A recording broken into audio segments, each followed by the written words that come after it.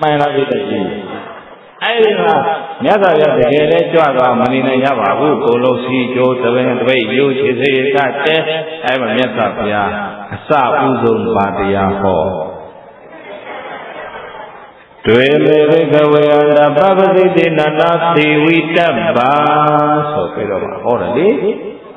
ပပတိတေနကိလေသာနှင်ထုတ်တဲ့ယဟန်တော်ဆိုတာဝါတရားအလုံးအထုတ်တဲ့ယောဂီဆိုတာတွေနပါကောသောအန္တာစွန်းလို့ကိုနာသေဝိတ္တပါမမီဝဲအကောအစွန်းနှစ်ပါးရှောင်ရမယ်တဲ့တရားအလုံးအထုတ်ပြီဆိုရင်အစွန်းဘယ်နှပါးရှောင်ကာမဒုက္ခလိကာနုယောဂအစွန်းလောဘအစွန်းလို့ရိုးရိုးလေးပြောလိုက်ပါလို့အတ္တကိလမထာနုယောဂအစွန်းသောဘောညင်ပန်နှိမ့်တဲ့ပြီးတော့ကိလေသာကုန်ခန့်မယ်လို့ယုံကြည်ပြီးရှင်းခဲ့သေးတယ်ဟုတ်လား။ကိုင်းနန်းတွင်နဲ့မောင်းမမိတ်တန်ချွေရံနေနဲ့လောဘနဲ့ကာမဂုဏ်အာယုန်တွေခံစားနေရင်ဖျားဖြစ်မလား။အိုးဒီနေ့မှပဲပြုတ်ရည်လေးတစ်စွန်းတော့နောက်ဆုံးအသက်ရှူတွေရအောင်ပြီးတော့ကိုခန္ဓာကိုညင်ပန်နှိမ့်တဲ့ခေါင်းမတဲ့အချင်းအသဲဆွန်းစားတယ်ဆိုတာပေါ့ရေထုံဦးတဲ့နီးထုံဦးတဲ့လူတွေဟာဒီ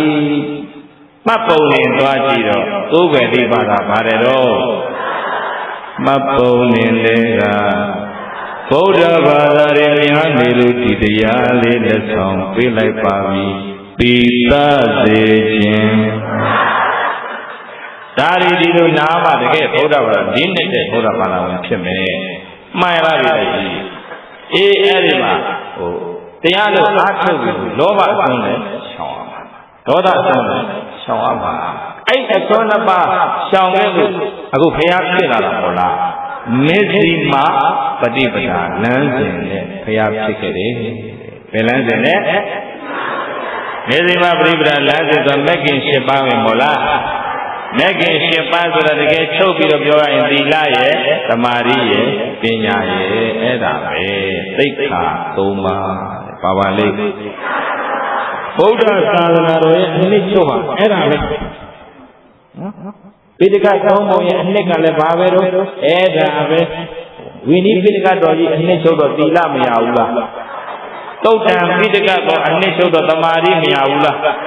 အဘိဓမ္မာခုနှစ်ကျမ်းအနှစ်ချုပ်တော့ပညာမရဘူးလားသီလသမာဓိပညာအဲ့ဒါဒီအားလုံးဟာအရသာတစ်ခုတည်းကိုပေးတာပဲဝိမု ക്തി ရာသာလွတ်မြောက်မှုအရသာတဲ့ဘုရားသာသနာတော်ကိုခြုံငုံကြည့်လို့လေရပါတယ်ဉာဏ်ရှိဖို့တော့လိုတယ်ဒီလိုဓမ္မဘုဒ္ဓတွေရပါတယ်တရားမနာပဲနဲ့ရပါမလားဩအခုကိုဗုဒ္ဓဘာသာဘယ်လောက်လေးနဲ့တည်းဆိုတာအခုသိခွင့်မရဘူးလားအဲ့ဒါအလို့တကားလို့မှလေယေရှုတင်ကြနော်တို့ဒါကြောင့်တရားပွဲဖြစ်လို့သူတို့အလုံးမှာတရားပွဲဖြစ်မြောက်သွားလို့တို့မှဒီလိုနာခွင့်ရအကျိုးများချတို့မှတ်ပုံတွေကဗုဒ္ဓဘာသာဖြစ်ကလော့လာပလားလော့ပလားသွန်းတော်တင်တတ်ပလားပန်းတော်ကတ်တတ်ပလားဗုဒ္ဓဉာဏ်တော်မင်္ဂမြောဘုဇောဝါဣဖယာ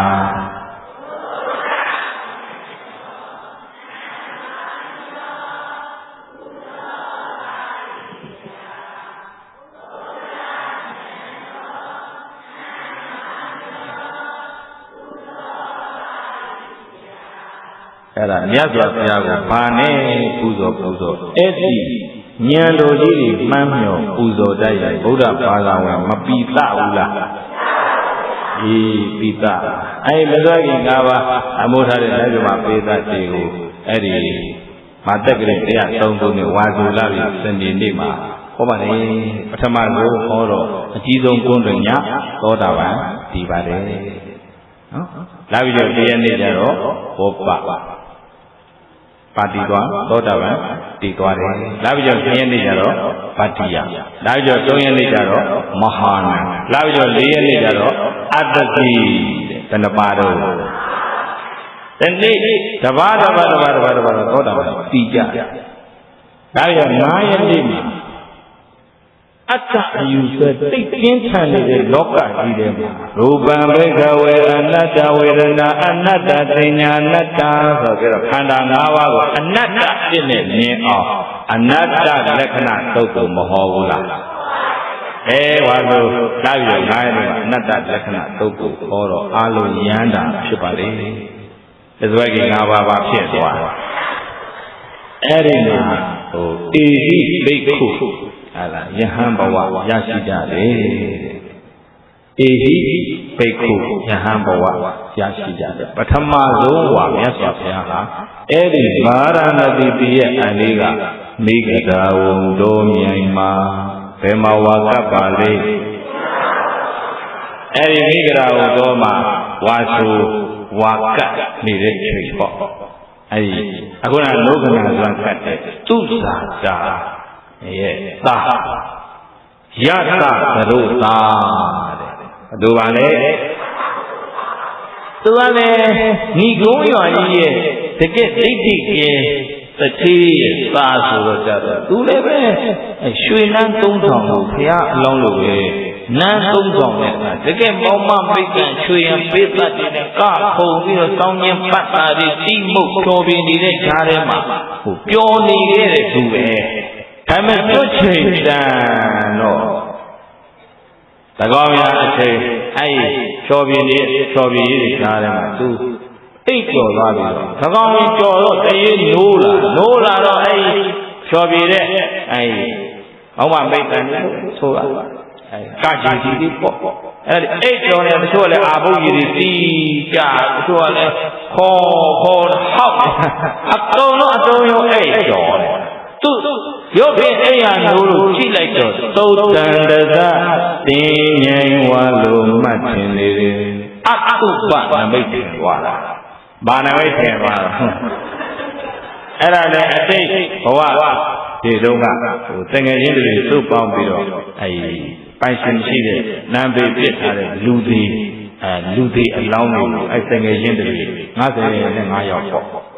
စုပ်ပြီးတော့တင်းဖွဲ့လေးဖွဲ့ပြီးတော့မှနာယီကိစ္စဆောင်ရွက်ကြတာ။ဘာကိစ္စဆောင်ရွက်လဲ။နာယီကိစ္စဆောင်ရွက်ကြတာ။အဲ့ဒီအတုပအလောင်းကိုနီးတချို့ပေးတာ။ဒီနေ့ခေတ်လို့ဆိုခင်ဗျားတို့ကတော့နှိမ့်ချပြီးတုပရာဇာလို့ခေါ်ခြင်းပုံမှာပေါ့။မြင့်မြတ်တဲ့ဒီလိုဘယ်လိုကြည့်ပဲလို့အလောက်တော့မြင့်မြတ်တဲ့အလောလို့သဘောပေါက်ကြအဲ့ဒီလိုတကယ်ချင်းတွေစိတ်တူကိုယ်တူစိုးစိတ်ပြီးတော့အတုပရုပ်လောင်းနဲ့မိသိကြကြတော့အတုပနမိတ်ကခုလားတယ်အတုပတွေကိုရှင်းပြီးတော့အဲ့ညာကြီးပဲညာကြီးတကောင်ဗာရာဏသီပြည်ကနေမိဂရာကိုတော့ဘက်ကိုထွက်လာယသသရုသာတဲ့ဘယ်လိုပါလဲဥပတုတံဝတ္တဘောဥပသတံဝတ္တဘောငါအားနှိမ့်သက်လေစွာတကားလို့နှုတ်ကတွတ်ရွရင်းနဲ့တော်ရရောက်ပါရသော်ဗျာကျွတ်တန်းဝင်မယ်ဒီကိုစောင်းနေတာသူတို့ပြောကြပါလို့အဲ့မှာတရားဟောတာပဲတရားဟောတာတရားသူရတယ်ဗျာပါရတော့သူ့ဖေလိုက်လာတယ်မို့လားသူ့ဖေလိုက်လာတယ်လိုက်လာတော့မြတ်စွာဘုရားသာရင်သူ့ဖေလည်းတရားဟောမှာပဲတကူနဲ့ကွယ်ထားသားမြင်တရားမနာဆိုင်မှာဆိုလို့ရှိပါတယ်ဒီနားမှာရှိပါမပူပါနဲ့တရားဟောသူ့ဖေဟောတဲ့တရားကိုသူကတခါကွယ်ရကနေနာနိုင်အဲ့မှာရဟန္တာဆိုလို့အေဟိပိတ်ကိုရဟန်းဘဝရပြန်ရောယသသဒုသာဘယ်လိုပါလဲအဲ့မှာနောက်နေအိမ်သွန်သားကြွသူ့အမေလည်းတရားနာနှုတ်ကနာသွားကတ်တဲ့သူ့ဇာတာလည်းတရားတွေရသစ္စာ၄ပါးသိမြင်ကြော့တန်းဝင်ကြတယ်သာသနာဥကာလမှာဘယ်ချိန်မှာပါလဲနောက်ခုနကဟိုးဘဝဟောင်းတော့တကယ်ချင်းတွေစုပေါင်းပြီးတော့အတုပရုပ်လောင်းတွေမိတကြိုတဲ့နာယိကိစ္စအတူဆောင်ရွက်ခဲ့တဲ့တကယ်ချင်းတွေကလည်းဟာယတလူတထေသာကရုံးရိပ်ပြီးဒီတဲ့ဥစ္စာအကုန်စွန့်ပြီးတော့ကရုံးရိပ်သာသနာပေါ်ဝင်နေဆိုမှတော့ဒီသာသနာဟာနေနေရမဖြစ်နိုင်ဘူးဒိုလဲလိုက်မယ်ချမ်းမသာနဲ့တို့ပြောကြအောင်အဲ့ဒီတကယ်ချင်းတွေလည်းအကုန်လုံးပဲယတအတုလိုက်ပြီးတော့မှယဟန်ပြုတ်ကြတယ် ဘာဝကြပြီအဲ့ရတာရဲ့သူတငယ်ချင်း54ယောက်ရဲ့ဆိုတော့အလုံးပေါင်း55ယောက်ခုနသူသွဲကြီး5ပါးရဲ့ဆိုတော့အလုံးပေါင်းပထမဝါမှာယဟန္တာဘယ်လောက်ပေါ်ဖွင့်လဲ60မြတ်စွာဘုရားအပါဝါမှာ60နဲ့တပါးဘုရားအောက်ဣဒံပြောကြကြီးဆိုရင်ယဟန္တာအပါ60ပထမဝါမှာမပေါ်ထွန်းဘူးလားသံဃာယရဏပေါ်ခဲ့ပြီပါယရဏဗုဒ္ဓယရဏပွင့်ခဲ့ပြီဘောဓိပင်နဲ့ရွှေပလင်မှာဘယ်မှာပါလဲဧဇဝကိ5ပါးအမှုထားတဲ့နတ်မြတ်ပိသများကိုတရားဥဓမ္မစကြာဟောကြားတဲ့အခါပါရဏတိပိမိဂရဝတုံးမြင်ကြီးတဲ့မှာဓမ္မယရဏပေါ်လာခဲ့ပြီပါယရဏပါရဏတိပိကမိဂဒဝံတော်တဲ့မှာပဲတော်မှာအခုပထမဝါမှာယန္တာအပါဘလောက်60သံဃာယရဏပေါ်မလာဘူးလားလောကကြီးမှာယရဏအစိယရဏမှန်နေပေါ်ထွန်းလို့လာခဲ့ပါပြီဗျနော်အဲ့တော့ဗုဒ္ဓဝိနည်းနောက်ပိုင်းအကျဉ်းချုပ်ပြီးတော့ပြောရရင်တော့တည်င်းနဲ့ကြွရောမြတ်စွာဘုရားကဩဝါဒပေးတယ်ပါပေးပါလေသရတဘိကဝေသာရိကံတိသေထဘိကဝေဓမ္မံဘိကဝေจิตာဩယဟန်တော်များဩจิตာတို့သာရိကံတိသာရိကိုသရထလှဲ့လေကြဓမ္မံသင်တို့သိမြင်ထားတဲ့တရားဓမ္မကိုအစအလယ်ဆုံးသုံးပါးလုံးကောင်းခြင်းကုန်တဲ့ပြည့်စုံတဲ့တရားဓမ္မကိုသေသေးထဟောပြောကြအယတကလှဲပြီးတော့ပါလုပ်ကြတရားဟောကြပထမဝါချွတ်တော့ဗုဒ္ဓမိတ်နဲ့မိန်ကွန်းအဲ့ဒါကြောင့်ပြောလို့လည်းအခုလှဲ့နေရတာဟိုလာဇန်9ရက်နေ့ညမိမျိုးဟောပြီးတော့အဲ့ဒီကနေမင်းဘူးကိုပြီးတော့တရားစကားဖွင့်ပြီးဘူးအခောက်ကနေလှဲ့လာတာကြောင်းကိုပြန်မရောက်ဘူးဘုရားခကြီးလှဲ့တာတဲ့ဒါပေမဲ့ဟန်နီမွန်ခကြီးအပျော်ခကြီးတော့ဟုတ်ရဲ့လားဓမ္မခကြီးဘာခကြီးပါလဲတရားဟောတဲ့နေရာမှာဘုရားကရည်ရွယ်ချက်ကိုတစ်ခါလဲချပြလိုက်တယ်ဘဟုဇနဟိတယလူများစွာသောအကျိုးစီးပွားဖြစ်ဖို့လူများစွာတို့ပါဖြစ်ဖို့ဘဟုဇနဒုက္ခယလူများစွာတို့ချမ်းသာဖို့လူများစွာတို့ပါဖြစ်ဖို့လောကနုကံပါယပူမျိုးစုံတွေ့ကြုံနေကြရတဲ့တတ္တလောကကြီးကိုတဏှာဆုံးရှောင်ရှင်းမြောက်ဖို့အပူတွေကိုရှင်းမြောက်ဖို့ပါဟောတယ်ဓမ္မအစလည်းဆုံးသုံးပါးလုံးကောင်းခြင်းကုန်နဲ့ပြည့်စုံတဲ့တရားဓမ္မကိုသေသေးသာဟောပြောကြအဲ့ဒီချိန်မှာသံဃာအင်အားနည်းသေးတယ်လေအပဘယ်နှပါးပဲရှိသေးတယ်60ပဲရှိသေးတယ်သင်တို့လမ်းကြောင်းတစ်ကြောင်းမှာနှစ်ပါးတွဲမသွားနဲ့လမ်းကြောင်းတစ်ကြောင်းကိုတစ်ပါးပဲကြွားလမ်းမှာတွေ့တဲ့ကျွတ်ထိုက်တဲ့ပုဂ္ဂိုလ်တ attva တွေဒီတရားနာရရင်မကျွတ်နိုင်ဘူးလားအဲ့ဒါသာသနာပြုခရီးဗုဒ္ဓကစတင်ပြီးတော့ဩဝါဒထူပြီးတော့လွတ်ပါတယ်ပြနော်ဗုဒ္ဓကိုယ်တော်လည်းအဲ့ဒီဗာရာဏသီကနေဥရုဝေလာတော်ကိုကြွတယ်ဘယ်တော်ကြွအဲ့ဒီဥရုဝေလာတော်ကဥရုဝေလာကတ္တဗနတိကတ္တဗခရာကတ္တပဆိုယတိညီနောင်သုံးဆောင်ဥဆောင်တဲ့ယတိတစ်ထောင်ပေါ့အဲ့ဒီတစ်ထောင်ခြေထုတ်ဖို့ကြွတယ်အဲ့လမ်းခွဲလာတော်အုပ်ထဲမှာပျော်ပွဲစားဟန်နီမွန်ထွက်လာတဲ့ဗဒ္ဒဝိပိညီနောင်ဒီပေါ့သူတို့ညီနောင်တွေမယားရှိတယ်မယားနဲ့သူတို့ကပြောရင်တော့ပျော်ပွဲစားထွက်လာတာပါအဲ့ထက်ကမင်းသားတယောက်ကအိမ်တော်မကြသေးတော့ပြည်တန်ကမှခေါ်လာပျော်ပွဲစားထွက်အဲ့ပြည်တန်ကမှကတခါလေမင်းသားတွေရဲ့လက်ဝတ်တန်တာတွေအကုန်ခိုးပြီးတော့ပြေးပါလေရောအကျေးတဲ့မိမပြောက်ကိုလိုက်ရှာတာနော်တတ္ထဝက်ကြီးညီနောင်3ချိန်အယောက်30မင်းသားတွေအဲ့မှာရသော်ပြသိမရောက်ခိုင်းနေသူတို့လာမယ်သိတာပေါ့ အဲ့တော့ဒီနာကမိမတယောက်ဖြတ်သွားလာမြန်မတွေ့မိဘူးလားတင်းတို့ဘာရှာမိမရှာနေတာမိမရှာမဲ့ဆိုကိုရှာရင်ပို့ကျိုးမမြောက်လာပဲမှာတရားဟောတာဗျသူတို့မင်းသားတွေအားလုံးလည်းပဲတရားသူတွေရအေဟိဘိက္ခုယဟန်ဘဝရကြတယ်သာသနာတော်မှာယဟန်တွေကအစမှရှိလိုက်နင်းကြီးမင်းသားတွေလက်ထေသားတွေအဲ့ဒီခေတ်ကအတိညာပွင့်လင်းတဲ့ခေတ်အတိညာတန်ဖိုးထားတဲ့ခေတ်ဆိုတော့ကြီးစိန်ဥစ္စာရှိုံနဲ့ဘဝကိုကျင့်နှံ့မှုမရဘူးစွန့်ထားခဲ့တာပဲရွှေနန်းသုံးဆောင်ကြီးနဲ့စံမြန်းနေခဲ့ရတာပဲပိဿကြီးတို့မိမ့်မိန်ကြီးနေရလားအတိညာကိုတန်ဖိုးထားတဲ့ခေတ်ဆိုတော့ကြီးစိန်စွန့်နိုင်တယ်ဗျာအတိညာနောက်ကိုလိုက်ကြတယ်ဘယ်နောက်လိုက်အဲဒီမှာ30ပြအိဘိက္ခုယံဘောရကြပြန်တရားသူတွေရကြပြန်နောက်ကကဥရဝေလကတ္တဗနတိကတ္တဗခယကတ္တဗဆိုတဲ့ညီနောင်3ဦးဦးဆောင်တဲ့ယတိတထောင်တကူအမျိုးမျိုးပြပြီးတော့အဲ့မှာခြေချွတ်ပါတယ်ဗျာသူတို့လည်းအိဘိက္ခုယံဘောရကြပါတယ်ဗျာယတိတထောင်ယဟန်ဘောရောက်လာပြီယတိတထောင်ပဲရောက်လာပထမဆုံးသတင်းဝါဒဖြစ်တော့ခကြီးလင့်နေတာနော်အဲ့ဒီယသိတထောင်ကနေဖြစ်လာတဲ့ယဟန်တော်ကြီးဥဆောင်ဗုဒ္ဓကိုယ်တော်တိုင်ဖြစ်ရတယ်ဖယားဖြစ်ရင်တပည့်တော်ရဲ့မြို့ကိုအရင်ကြွချင်းမြောက်ပါဗျာလို့တောထွက်တော်လျှောက်ခဲ့တာဘယ်မင်းတော့အတိသားပဲပြောပါဘယ်မင်းတော့မားလို့ပတ်သက်မရပါဘူးပြောပါဘယ်မင်းတော့ပိသ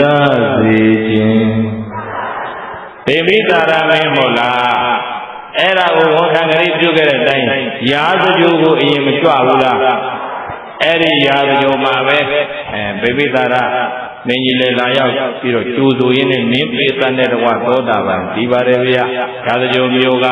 အဲ့ဒီမှာတထေသွားတွေကိုသာသနာပေါ်အဲ့တော့အဆိုးကျိုးဝင်လာတာနော်လက်ဝဲရလက်ရအဖြစ်မဲ့သာရိပုတ္တရာတို့မောက္ကလန်တို့လည်းအဲ့ဒီရာဇဂိုမှာပဲယဟန်ဖြစ်ခဲ့ကြတယ်သာသနာတော်နေလိုလလို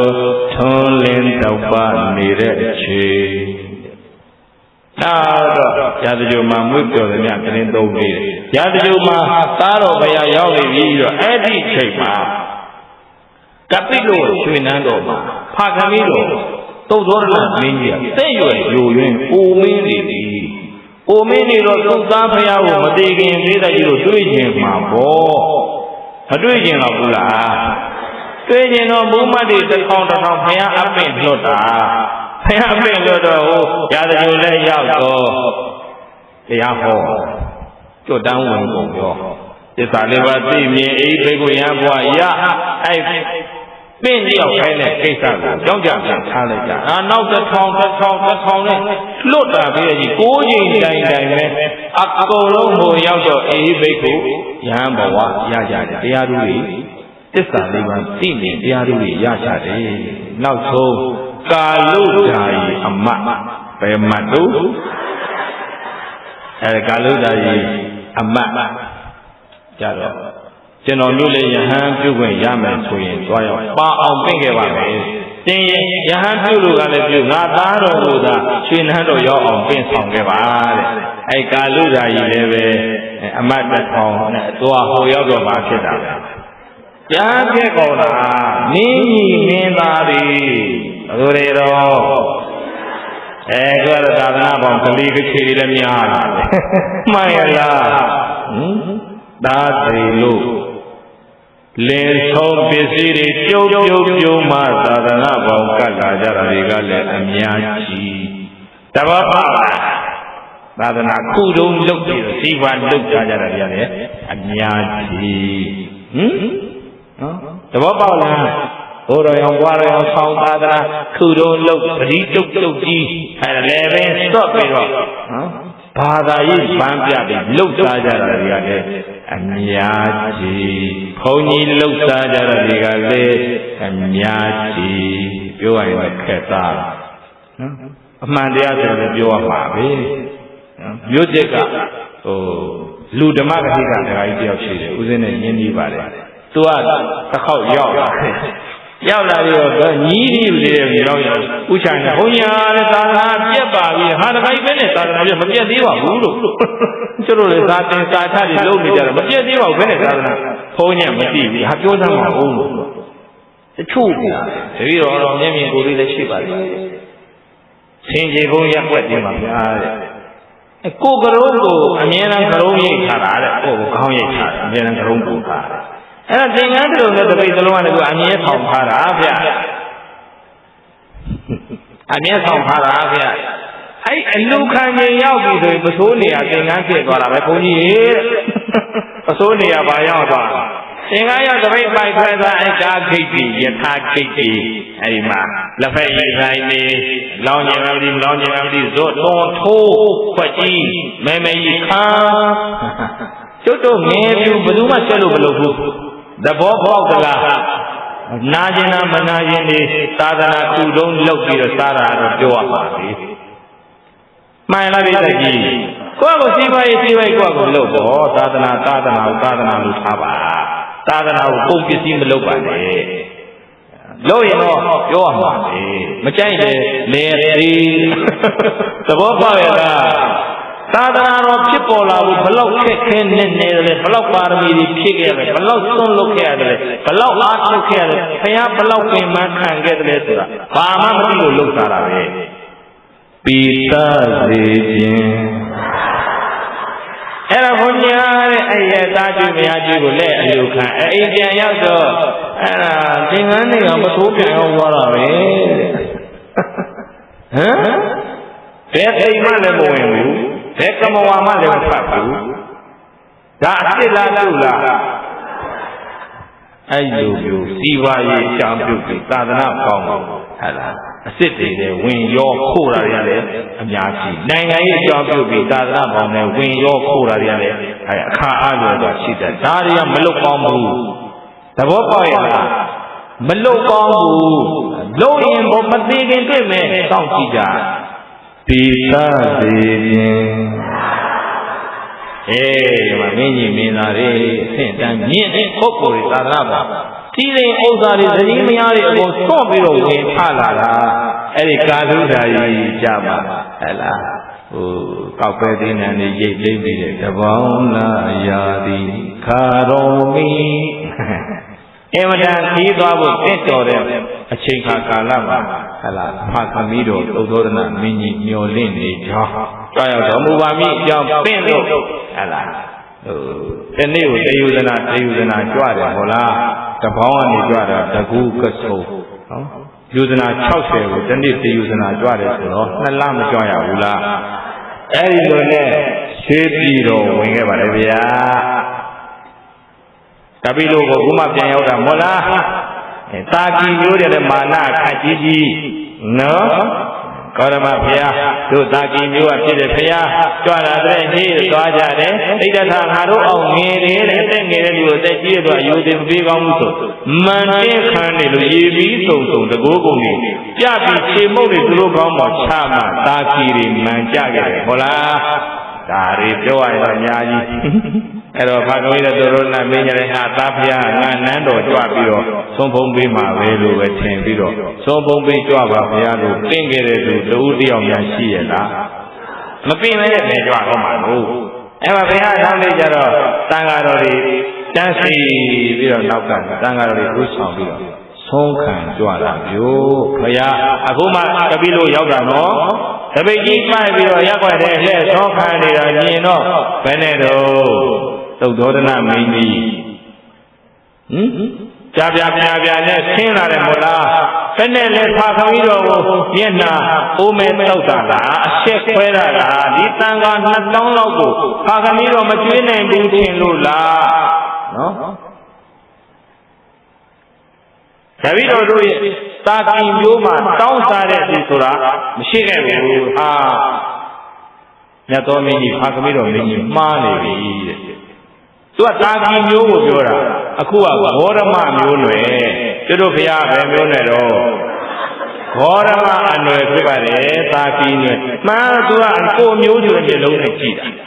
တာကီမျိုးနွယ်ဆိုတဲ့မျက်လုံးနဲ့ကြည့်တာဘုရားကဘုရားဖြစ်သွားပြီ သားကပါဖြစ်သွားရောဘုရားဖြစ်သွားပြီအဖေကပုရုဇဉ်မျက်လုံးနဲ့တို့သားဤဆိုတဲ့မှန်နဲ့ကြည့်နေတော့အဲ့ဒါကြောင့်ဆုံးကလဲတဲ့ဘုရားကိုအပြစ်တင်တယ်မို့လားနောက်တော့ဥဒိတိနတ်ပမစ္ဆေယဟာလားအဲ့ဒီစတဲ့ခါတာကိုခေါ်လို့ဖသမီးတော်မင်းကြီးတော်တာပါဒီပါလေဗျာနော်ပင့်တော်မှာကြွတာမို့လားနောက်ဆုံးသာပင့်တခါကြွတဲ့အခါကျတော့နန္ဒမင်းသားကိုဟာလားနမ်းမွေရှင်းနမ်းမွေကိုဆက်ခံစေဖို့ဆိုသနာပရကလျာဏနဲ့ထိမ်းများလက်ဆက်မဲ့လုံနေတော့သပိတ်ထမ်းခေါ်သွားပြီးမလုပ်ပြလိုက်ရဟန်းဝတ်ပေးလိုက်တယ်နဲ့မို့လားအမွေပေးနေတာအဲ့ဒါကြီးဘာပေးနေတာလဲသေတော်မျိုးတော်တွေကိုလောကုတ္တရာအမွေပေးနေတာအဲ့ဒါကြီးဘာအမွေပေးနေတာဒါကပိလို့ရလို့တော့9ရက်မြောက်လည်းရှိရောတခါသွန်သားကြွတော့ဒါအတူချုံးတော်နေတာဘုဒ္ဓဝင်ဒီလောက်တကယ်အကျေပြဟောရလို့တညာဟောလည်းပြီးမှာမဟုတ်ညညာဟောလည်းပြီးမှာမဟုတ်သုံးညာဟောလည်းပြီးမှာမဟုတ်နော်ဒီလောက်တော့ဘုရားဘာသာဝင်ဆိုရင်မသိတင်ဘူးလားသိတင်သလားအဲ့ဒီမှာဟလာတန်ခါ2000ချန်ရွှေနန်းတော်တွေရောက်တော့ရသောတရာကအဲ့ခုနှစ်နဲ့သားလေးရာဟုလာကိုလက်ထုတ်ပြီးတော့မှဧသောတိရာဟုလပိတကိစ္စတုတ္တယေဇံယာဇာဟိရာဟုလจิต္တာတိကြသရာဟုလဧတဧသောပုဂ္ဂလောဟောဟုယဟသံဃာ2000ချမ်းရပြီးတော့ထိုင်နေတဲ့ပုဂ္ဂိုလ်ကြီးဟာတည်သိဤပိဋကဘာဂမေတော်ဖြစ်၏ကိစ္စတုတောจิต္တာယေဇံမွေကိုယာစာဟိတောင်းကြည်ဘာတောင်းခိုင်းပါလေသင်္ဖာသမီးတော်သောထွက်မတော်ခင်တော့မွေးပွားစဉ်တော့ဟောဒီညာတော်ရဲ့မှာရွှေဦးကြီးလေးလုံးဆိုပေါ်ခဲ့တာလူတကာသိတယ်ကြားတယ်သောထွက်သွားပြီးကြရကြားလည်းမကြားတော့ဝိညာဉ်လည်းမမြင်ရတော့ဘာတောင်းလို့တောင်းခိုင်းတာတော့လောကီအမွေတောင်းခိုင်းတာပဲဘာအမွေတောင်းခိုင်းတာတော့အဲဒီမှာခုနှစ်သားလေးဆိုတိတိတာရာနဲ့ဘုရားအနာကတ်သွားကတ်သွားပြီးတိတိတာရာပရိပလာလေးတွေပြောသေးတာပေါ့ဒုက္ခတိသမဏဆာယသမဏဩယဟံတေယံဤသာယာရိတ်ကဒုက္ခချမ်းသာလိုက်တာမဲအဖေကဤတာဘာညာပါဗျာပရိပလာလေးတွေအမွေတောင်းနိုင်ရင်ဒီလိုတော့ဒီလိုပြောတယ်မို့လားဘုရားတို့သားသမီးတွေစကားချူချူပြောလိုက်ရင်တတိတာထားပြီးတော့ဘာတောင်းတော့မှာတော့ဒီနေ့ခေတ်ကလည်းမိဘမသိခင်အမွေတော်တောင်းကျင်နေဖြစ်ပါလားမှန်တယ်လားဒိဋ္ဌိကြီးအဲ့အမွေတောင်းရတဲ့ရန်နေဖြစ်ယုံရောက်ဟဲ့လားညီကိုအရင်မောင်နှမအရင်ညီမအရင်တွေကသစိမ့်တွေထက်သိပြီးတော့အမွေမဟုတ်ပါအဲ့ဒီမေတ္တာတတ်တဲ့ခန်းလျှောက်တော့အောင်မွေနောက်တတ်လို့အဲ့ဒါအမွေမဟုတ်ပါအမွေမှာပါလေမွေနောက်ဖြစ်တာမှန်ရလားအခုလည်းတောင်းခိုင်းတာလောကီမွေတောင်းခိုင်းတာဘုရားဘာမှမပြောဘူးသုံးဖို့ပေးပြီးတော့ကြောင်းပြန်ကြွဒီရောတော်ကြောင်းပြန်ကြွတော့နောက်ကသင်္ကန်းကခွဲဆွဲပြီးတော့ဒါယေဇံမေသမဏတိဟိဒါယေဇံမေသမဏတိဟိသမဏဩယဟံမေကျွနုကဒါယေဇံအမွေကိုတည်ဟိပေးပါအမွေပေးပါတကားပါနဲ့လိုက်ကြောင်းတော့ကြောင်းပါသွားရောပဲပါသွားတော့ကြောင်းလေရောက်ပေါ်မြတ်စွာဘုရားရှင်သာရိပုတ္တရာခေါ်ပြီးမှသာရိပုတ္တရာယေနအချင်းညောရာဟုလောကုမာရောယာဟုလမင်းသားကဒါယေဇံယာစတိအမွေတောင်းနေတယ်ပါတောင်းနေတယ်တေနာဟိဆိုခဲ့သောအမွေတောင်းနေတဲ့အတွက်ကြောင့်ပပ္ပါစေဟိရှင်ပြုပေးလိုက်ပါဘာလို့ပေးလိုက်လဲကိုရင်ဟုတ်ပြီလားကဲဘုရားနီးပဲကြိုက်ရတော့ယူသွားကြအဲ့ဒါမိဘမသေးခင်အမွေတောင်းရင်ဘာဟုတ်ပေးလိုက်ဘုရားဒီမွေပေးတယ်သွားအဲ့မှာရှင်သာရိပုတ္တရာကကိုရင်ဟုတ်ပြီပါလေ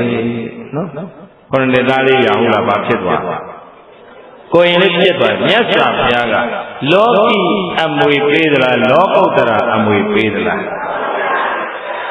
အမွေပေးတာတဲ့အဲ့ဒီရှင်ပြုဟာရာဟုလာကထားခဲ့ပါတယ်သဘောပေါက်လားမြတ်စွာဘုရားဆွေတော်မျိုးတော်တွေကိုလည်းလောကီအမွေပေးသလားလောကုတ္တရာအမွေပေးသလား ယူနိုင်တဲ့သူမှန်တယ်အဲ့ဒီဝိမု ക്തി ရတ္တဆိုတဲ့လွတ်မြောက်မှုချမ်းသာတရားကိုရရှိစေမဲ့မဂ်ကင်7ပါးကျင့်တရားလမ်းကိုညွှန်တော်မူပါတယ်အဲ့ဒီလိုဘုရားဖြစ်တည်ကစပြီးကျွတ်ထိုက်သမျှဝိနည်းတတ္တဝါတွေကိုနေမအားညမနာအယတကလှဲ့ကြွပြီးတော့မှခြေချွတ်ခဲ့တဲ့မြတ်စွာဘုရားဗုဒ္ဓကိစ္စဆိုတော်များသိရင်လေခင်ဗျားတို့ကျွတ်တို့ဩဘုရားဘာသာဝင်ဖြစ်ရတာ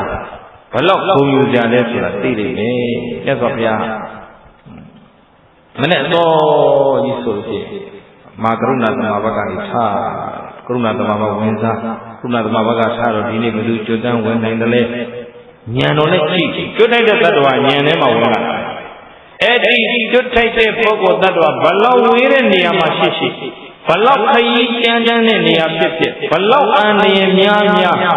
မရောက်အောင်ကြွပြီးတော့တရားဟောပြောပြီးမချွတ်ဘူးလားခြေချင်းကြွခဲ့တယ်ဘုရားဗျာခြေချင်းနော်မြစီမဒေသမှာခြေချင်းကြွခဲ့ဆုံးခရီးလေကိုပြပါဆိုရင်ဘယ်လိုဖြစ်မဲ့ထင်လဲဗုဒ္ဓမြတ်စွာဘုရားပင်မမခံဘူးလားခံသလားပင်မခံတော်မူတယ်ဗျာဒီကနေ့လေချိန်မှာတစ်ခါကျွတ်ထိုက်တဲ့တတ္တဝါတွေကြည်တော်မူတယ်တဏှိကိုမနာရညနေဆောင်ပြီဆိုတောင်းကြည့်ပြီးဇေရုံကျောင်းမှာဘုရားအများဆုံးသတင်းသုံးခဲ့တာဟွာကတ်ခက်တာညနေဆောင်ပြီဆိုပန္နတာလေးတွေကိုင်ပြီးတော့တရားနာပိသတိရောက်လာအဲ့လူပိသတိဟောရဗျာရောပိသတိကျွတ်လိုက်တဲ့တတ္တဝါတွေကျွတ်ကြပေါ့ဒီလိုနဲ့သူတို့ပြန်သွားညနေဆောင်ရေသုံးသပ်အငြင်းဥယျာဉ်ရှိကြတော့ယဟန်တော်တွေကကမ္မထမ်းပေးတော်မူပါဘုရားဆိုပြီးတော့တရားဟောရဗျာရောတရားညင်ဥရမှာယဟန်တွေကိုမဟောဘူးလားဟောပြန်တယ်ဗျယဟန်တွေဟောပြီးတော့ပြောဆွေးနွေးကမ္မထံပေးမေးလျှောက်တာတွေဖြေချအဲ့ဒါတွေလုတ်ပြီးပြန်သကောင်ရံရောက်သွားရောဘယ်ချိန်ရောက်သွားသကောင်ရံရောက်သွားတော့ဘုရားနားရပြီလားမမှတ်နဲ့ဗျသကောင်ရံကြမှာဘယ်သူတွေလာတော့နတ်တွေဇမားတွေလာတယ်ဗျာသူတို့သိကြရတယ်ရှောက်ကြမေးကြပြဿနာတွေမေးကြဘုရားကဖြေသကောင်ရံမှာနတ်တွေဟောဗျာရောဗျာဘုရားလောက်ပင်မန်းတဲ့ပုဂ္ဂိုလ်ရှိမြတ်စွာဘုရားလောက်ပင်မန်းခံခဲ့တဲ့ပုဂ္ဂိုလ်မရှိဘူးသဘောပေါက်ရလားဒါတွေသိမှပိသစေခြင်းအဲ့ဒီလက်ကြပါတွေဟောပြောဆိုပြီးမိုးတောက်ရရောက်လာပြီမနေ့လင်းမန်းရောက်လာပြီဘယ်ချိန်ရောက်လာလဲအဲ့ဒီမိုးတောက်ရချိန်ကိုမှ၃ပိုင်းပိုင်းပြီးတော့တစ်ပိုင်းကိုတဏီကုံထိုင်ထားရတဲ့ဣရိယာပုဂ္ဂိုလ်မြတ်တော့ဈဉ္ဉံကြွတော်မူလေဗျာနော်အလယ်ပိုင်းမှာပိဋကခဏလေးလျောက်ဆက်ပြီးတော့မှတခါကရုဏာသမဘဝင်စားမာကရုဏာသမဘကထားတော့ဒီနေ့ဘုသူကျွတ်တန်းဝင်တယ်ခေါင်းနဲ့သွားဘုရားကျင့်သက်ခြင်းဟာအင်မတန်နည်းပါလေသဘောပေါက်ရဲ့လားကျွတ်ထိုက်တဲ့တတ္တဝါတွေကို45ဝအတွင်းမှာဘုရားတကြီးတို့မနေမနာပင်မခံကြွရောက်ပြီးတော့ဟောပြခြေချွတ်တော်မူခဲ့တဲ့ဘုရားတက်တော်80ဝါတော်45မှာပြိဋိဘံဆံသွားခဲ့တယ်မို့လားအဲ့ဒီ45နှစ်အတွင်းမှာအစအဆုံးဟိုသစ္စာ၄ပါးသိမြင်တဲ့ဗုဒ္ဓသာဝကကွန်တင်ညနောက်ဆုံးဗုဒ္ဓသာဝကသုပ္ပတ္တပရပိုင်ဘုရားကိုယ်တိုင်ချွတ်မှကျွတ်နိုင်တဲ့တ attva ကိုဗုဒ္ဓသာဝကလို့ခေါ်တယ်တယောက်မှမကြံတော့ဘူးဆိုမှဘုရားပြိဋိဘံတန်ရိုးထုံးစံရှိတယ်ဘုရားကိုယ်တိုင်ချွတ်မှကျွတ်မဲ့တ attva တူတယောက်ကြံသေးတယ်ဆိုရင်ပြိဋိဘံတန်ရိုးထုံးစံမရှိဘူးကျွတ်သွားတာကြပြီသုပ္ပတ္တပရပိုက်ကြီးကနောက်ဆုံးပေါ့နောက်ငါဘုရား45ဝါအတွင်းဟောကြားခဲ့တဲ့အဆုံးအမစကားတွေဗုဒ္ဓဆိုတာဘုရားဘာသာဆိုတာစကားဗုဒ္ဓဘာသာဆိုတော့ဘုရားစကားဆိုတာအဲ့45နှစ်အတွင်းမှာဇေယျအမျိုးမျိုးရှိတဲ့တ attva အမျိုးမျိုးကိုဟောကြားခဲ့တဲ့တရားစကားတွေဟာဗုဒ္ဓဘာသာပဲသဘောပေါက်ရလားဒီအဆုံးအမတွေနဲ့ကြားခွင့်နာခွင့်ကျင့်ခွင့်ရတဲ့တ attva ရမယ်ဆိုရင်ကျွတ်ထိုက်တဲ့တ attva တွေရှိသေးတယ်ဆိုပြီးဗုဒ္ဓကသာသနာတော်မထားခဲ့ဘူးလား အဲ့ဒီသာသနာတော်ကိုဒီနေ့နှစ်ပေါင်း2554နှစ်ရှိသွားပြီဘုရားပြိဋိဘံဆံသွားတာဒီနှစ်ထဲဝင်လာပြီသာသနာကွယ်ပလားဘသူတွေသိဆောင်းလာတာတော့ယန္တန်ကဆရာရှင်ဆက်ကလေတပည့်ရှင်ဆက်ကိုဟလာသင်အံပို့ချဟောပြလက်ဆင့်ကမ်းပြီးတော့တည်ဆောင်ခဲ့တဲ့သာသနာသဘောပေါက်ရပြီတကြီးအဲ့ဒီယန္တန်ကရှင်ဆက်ကိုဗုဒ္ဓဘာသာဝင်အရှင်ဆက်ကဆွမ်းသင်္ကန်းကြောင်းရှိပစ္စည်းလေးပါလူတန်းထောက်ပံ့ခဲ့တဲ့တာဝန်တွေကိုရှိကတရားဓမ္မတွေကြည်ခဲ့ဘူးလားသာသနာမကွယ်မပြောက်အောင်သင်အံပို့ချဟောပြတဲ့တာဝန်တွေရှိကသံဃာတော်တွေမကြည်ခဲ့ဘူးလားရှိကတာဝန်ကြည်ခဲ့ကြပြီခုတော့တို့ပကုံးမောရောက်လာပြီငါတို့ပဲသို့ရှိသည်စဉ်းစားနော်တရားဓမ္မရတဲ့ပြည်ကြီးတွေပါထောက်ပံ့လူသားမဲ့တောင်းမရှိတော့ဘူးကိုစီဝါရေးလောက်ပဲကိုကုတ်ကတ်လုံးနေကြတယ်သာသနာဘာသာထောက်ပံ့အပိယမှမသိတော့ဘူးညာသံဃာတွေလည်းစာပေပရိယသင်အံပို့ချဟောပြမှု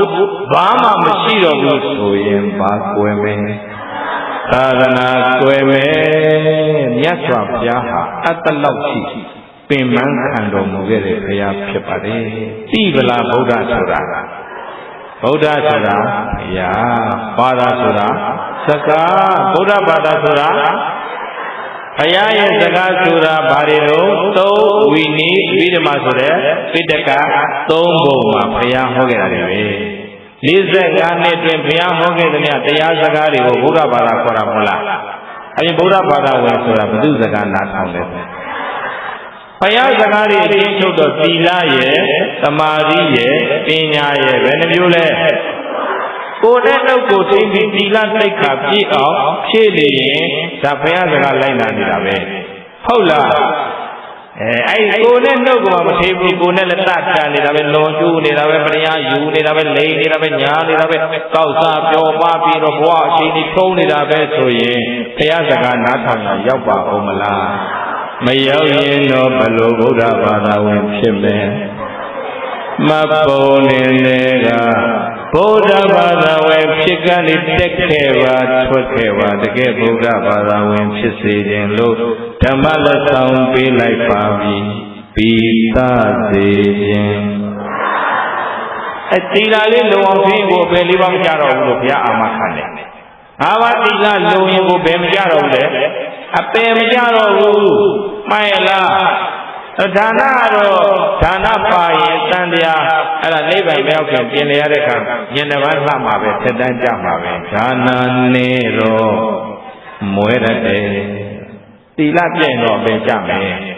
မှန်ရလားအဲ့တော့သီလသမာဓိသီလပြီးကိုယ်စိတ်ကလေးကိုငြိမ်အောင်လေ့ကျင့်တဲ့သမာဓိကျင့်စဉ်နဲ့တက်ရအောင်မှာဒါလည်းဘုရားစကားပဲမို့လားအဲ့ဒါလိုက်နာမှတကယ်ဗုဒ္ဓဘာသာဝင်သမာဓိပြီးရင်ပညာစိတ်ကိုတက်ရအောင်မှာဝိပဿနာပညာအမေပညာဖို့ပညာဆိုတဲ့အရှင်းမြင့်တဲ့ပညာစခန်းတွေတက်လန်းနိုင်မှတက်လန်းဖို့ကြိုးစားမှဘုရားစကားတကယ်နားထောင်တဲ့တကယ်ဗုဒ္ဓဘာသာဝင်ဘယ်လိုဗုဒ္ဓဘာသာဝင်ဒီသစေခြင်းအဲ့တော့အစကဏိဒန်းရှိခဲ့တာကိုပြန်အာယုံပြုပါနော်အပုံတွေထဲမှာကိုးကွယ်သည့်ဘာသာနောက်ကဘာတော့ဗုဒ္ဓဘာသာလို့ရေးထားတယ်သို့သောသူ့ကိုဗုဒ္ဓအကြောင်းပေးတဲ့တော့ဗုဒ္ဓဆိုတာဘယ်လိုပုဂ္ဂိုလ်မှလည်းမသိဘူးဘာသာဆိုတဲ့ဗုဒ္ဓဘာသာဆိုတဲ့45ပါးဘုရားဟောကြားခဲ့တဲ့တရားတွေကဘာတွေဆိုတာလဲဘာမှမသိဘူးဘုရားရဲ့တကယ်အဆုံးအမတွေဟာသီလသမာဓိပညာသိက္ခာသုံးပါးအကျင့်တရားတွေဟာဗုဒ္ဓဘာသာမို့လားဒါတွေကဘုရားစကားတွေမို့လားအဲ့ဒါတွေလိုက်နာတဲ့သူဟာဘာဘာသာဝင်လို့ဗုဒ္ဓဘာသာဝင်အဲ့ဒီလိုသိမှတကယ်ဗုဒ္ဓဘာသာဝင်သီလသိက္ခာသမာဓိသိက္ခာပညာသိက္ခာဒါတွေကိုနှလုံးသားထဲမှာတစ်နေ့တည်းတစ်နေ့တစ်နေ့တည်းတစ်နေ့ပူလို့ပြည့်ပြည့်လာအောင်ဖြစ်ကျင့်နေတဲ့သူဟာဘုရားစကားကိုနားထောင်ရမရောက်ဘူးလားအဲ့ဒါလိုနားထောင်တဲ့ဗုဒ္ဓဘာသာဝင်တွေဟာတကယ်ဗုဒ္ဓဘာသာဝင် အဲ့ဒါလို့မဟုတ်ရင်ခုနလိုဘုရားကြောင့်ဘာမှမသိတရားဟဲ့လားအကျင့်လည်းဘာမှမကျင့်သီလသမာဓိပညာသိက္ခာသုံးပါးဗလာကျင့်တယ်ဘယ်ထဲကဗုဒ္ဓဘာသာမပုံတယ်ကဗုဒ္ဓဘာသာဝင်ဖြစ်ခြင်းသလားမဖြစ်ခြင်းရင်သီလသမာဓိပညာသိက္ခာသုံးပါးဖြစ်ခြင်းဖို့ပဲရှိပါလေမှန်ရလားအဲ့ဒီပညာဆိုတဲ့အဲကဝိပဿနာပညာကနေမဲ့ပညာဖိုးပညာတိရောက်အောင်အားထုတ်နိုင်လို့နိဗ္ဗာန်မြင်ရပြီဆိုရင်တော့အရှင်မြင်ဗုဒ္ဓဘာသာဝင်အရိယာဖြစ်ပြီဆိုရင်ဘယ်လိုဗုဒ္ဓဘာသာဝင်အရှင်မြင်ဗုဒ္ဓဘာသာဝင်ကိုင်းဒီထဲမှာ၃မျိုးခွဲလိုက်ပါတယ်မှတ်ပုံနေလည်းကဗုဒ္ဓဘာသာဝင်ရဲ့အခုလိုတရားဓမ္မတွေနာကြပြီးဗုဒ္ဓအကြောင်းတကယ်သိဓမ္မအကြောင်းတကယ်သိသံဃာအကြောင်းတကယ်သိပြီးတော့မှတတ်တဲ့တရားသီလသမာဓိပညာသိက္ခာသုံးပါးဖြစ်ခြင်းဘုရားစကားနားထောင်နေရင်တကယ်ဗုဒ္ဓဘာသာအဲ့ဒါလို့နားထောင်ပြီးလိုက်နာကျင့်သုံးလို့ဝိပဿနာဉာဏ်ကနေမဲ့ဉာဏ်ပူဉာဏ်တွေဖြစ်မြင့်တဲ့ရင်းကျက်ရရှိသွားနိဗ္ဗာန်မြင်လို့အရိယာဖြစ်ပြီဆိုရင်တော့ဆင်းမြင်ဗုဒ္ဓဘာသာကိုင်းဓမ္မပိဋကံကိုယ့်ကိုယ်ကိုမေးကြပါငါဘယ်လိုဗုဒ္ဓဘာသာဝင်လဲမှတ်ပုံနေလည်းဗုဒ္ဓဘာသာဝင်ဆိုရင်လည်းတကယ်ဗုဒ္ဓဘာသာဝင်ဆင့်တော့တက်လိုက်ပါတကယ်ဗုဒ္ဓဘာသာဝင်အဆင့်မှာရောက်နေပြီဆိုရင်လည်းအဆင့်မြင့်ဗုဒ္ဓဘာသာဝင်ဖြစ်အောင်ဆက်လက်အားထုတ်ရမယ်ဟုတ်လားဒါနသီလဘာဝနာသဘောပေါက်လားကိုင်းအစမှဆိုခဲ့တဲ့လင်္ကာလေးတွေဆိုပြီးတော့တရားသိကြရအောင်လောကကြီးမှာယရဏသုံးပါးပေါ်ထွန်းခဲ့ပြီဟုတ်လားဟောဒီပင်နဲ့ရွှေပလင်မှာပွင့်ခဲ့ဖျားပွင့်ခဲ့ပါရဏတိမိမိဂရာဝတော်မှာဓမ္မစကြာတရားဥဟောတော့ဓမ္မယရဏပေါ်ထွန်းခဲ့တယ်ပထမဝါမှာပိစဝကိ၅ပါးအပါဝင်ယန္တာ60ပေါ်ထွန်းတော့သံဃာယရဏပေါ်ခဲ့ဦးလားယရဏ၃ပါးပေါ်ထွန်းခဲ့ပြီအဲ့ဒါလေးဆိုအောင်ဗုဒ္ဓယရဏပေါ်ထွန်းလာသတ္တဝါအလုံးချမ်းသာဖို့ဘုရားယရဏပေါ်ထွန်းလာသတ္တဝါအလုံးချမ်းသာဖို့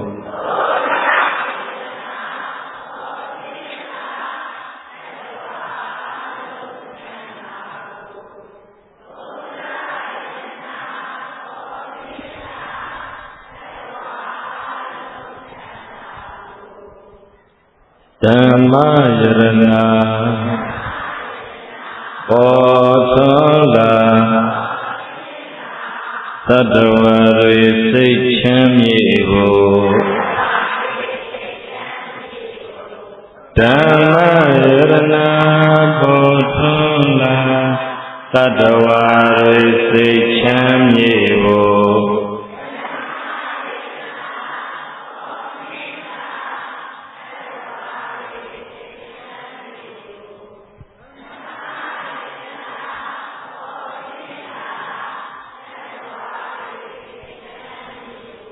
သံဃာယရဏ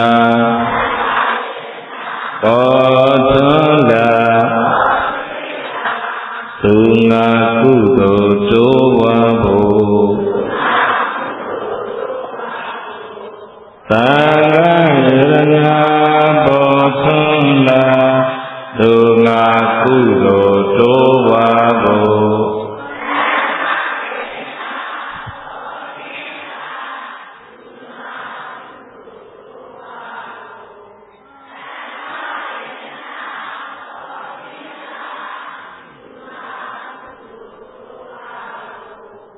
ဣတိနာသစ္စာဝစေနာယရုနှုတ်တံဖို့ထုတ်ပြန်၍ဟုတ်မှန်သောသစ္စာစကားကိုပြောဆိုရလေသောကြောင့်